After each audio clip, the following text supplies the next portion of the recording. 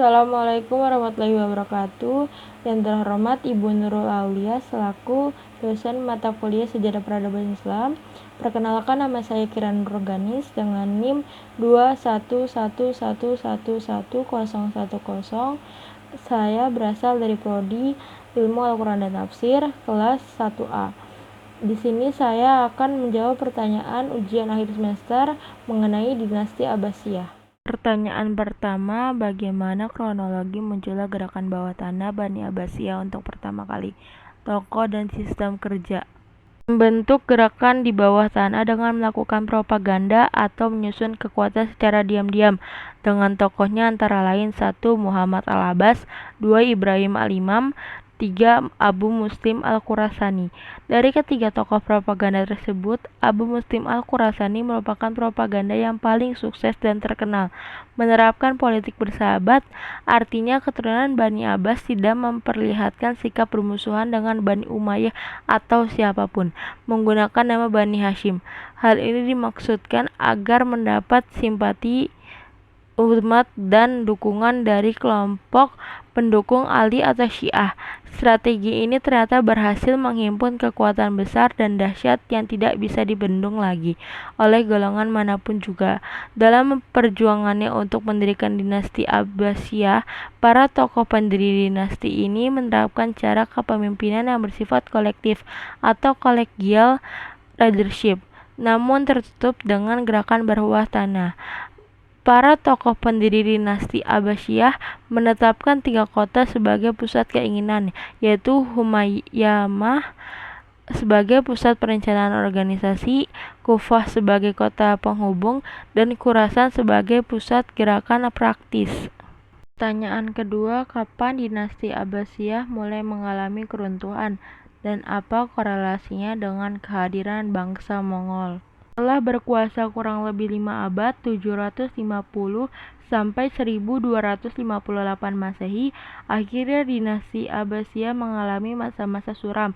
Para khalifah Abbasiyah pada periode terakhir lebih mementingkan kepentingan pribadi dibandingkan kepentingan masyarakat umum. Mereka saling melalaikan tugas-tugas sebagai pemimpin dan kepala negara. Bahkan banyak di antara mereka yang lebih memilih hidup bermewah-mewahan. Pada akhirnya mereka kehilangan semangat juang untuk menegakkan kekuasaan. Pada awal 1258 Masehi, bangsa Mongol melakukan perjalanan ke Timur Tengah untuk memperkuat kekuasaannya. Sebelum tiba di pusat kekhalifahan Abbasiyah, bangsa Mongol terlebih dahulu menghancurkan beberapa kota.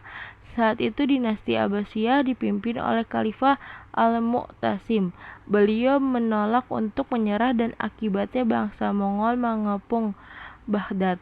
Bangsa Mongol memiliki pasukan sekitar 120.000 sampai 150.000 pasukan, dan Baghdad hanya memiliki pasukan sebanyak 50.000, sehingga pada akhirnya di tanggal 10 Februari 1258 Masehi, Baghdad menyerah dan pasukan bangsa Mongol menyerang ke dalam kota dan terjadi penghancuran kota selama seminggu. Pertanyaan ketiga, apa alasan dinasti Abbasiyah memindahkan ibu kota dari Kufah ke Baghdad, di mana awal pemerintahan Bani Abbasiyah? Kaitkan dengan intervensi Syiah pada dinasti Abbasiyah. Pentingnya kota Baghdad menarik perhatian Khalifah kedua Umar bin Khattab, maka diutuslah seorang sahabat bernama Sa'ad bin Abi Waqqas untuk menaklukkan kota itu. Penduduk setempat menerima agama Islam dengan sangat baik, hingga agama yang dibawa Nabi Muhammad SAW ini dipeluk oleh mayoritas masyarakat Baghdad. Dinasti Abbasiyahlah yang kemudian membangun kota Baghdad menjadi salah satu kota metropolitan di era keemasan Islam.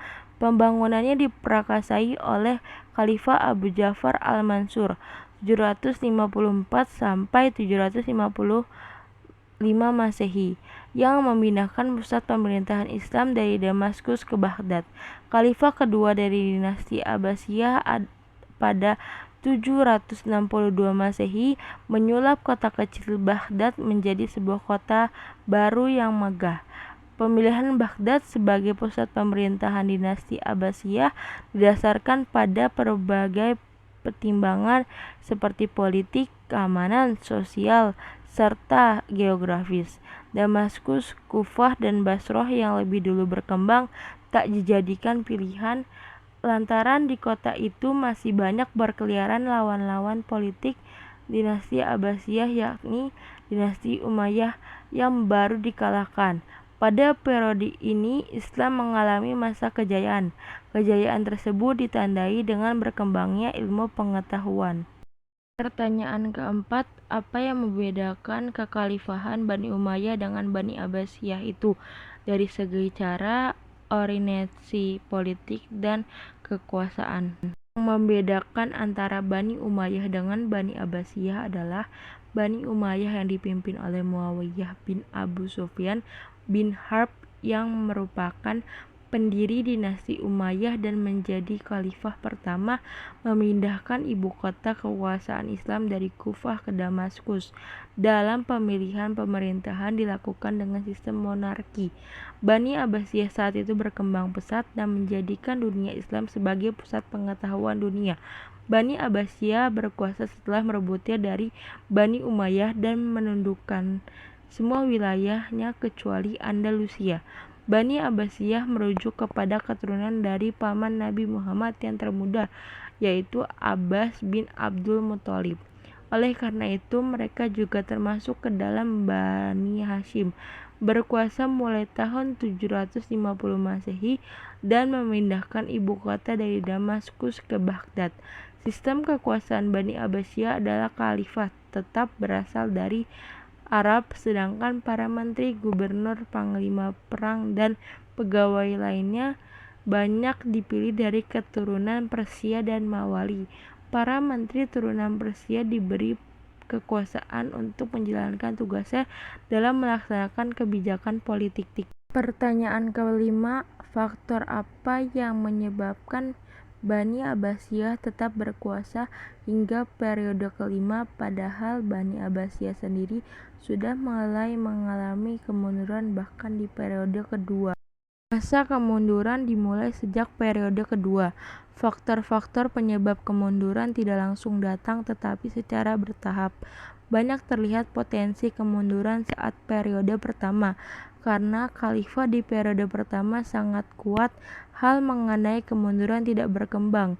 Kekuasaan Bani Abbasiyah terlihat kuat apabila khalifah, para menteri berperan sebagai kepala pegawai sipil.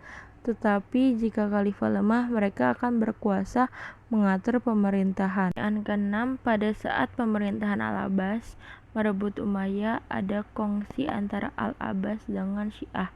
Apakah keturunan Syiah ada yang menjadi raja? Ada tindakan apa yang dilakukan kelompok Syiah setelah Abbasiyah berkuasa? Masa dinasti Abbasiyah, kelompok Syiah tidak ada yang menjadi raja ataupun khalifah, tetapi diakui serta diangkat menjadi menteri, gubernur, dan sebagainya. Saat abad ke-10 Masehi, kejayaan dinasti Abbasiyah mulai menurun. Di saat situasi tak menguntungkan itu, sebuah dinasti bermazhab Syiah berkuasa di wilayah Persia dan Irak untuk masuk mengendalikan kekuatan politik dan pemerintahan dinasti Abbasiyah. Syiah menguasai politik dan pemerintahan Abbasiyah sejak 945 hingga 1055 Masehi. Demikian jawaban-jawaban yang sudah saya paparkan.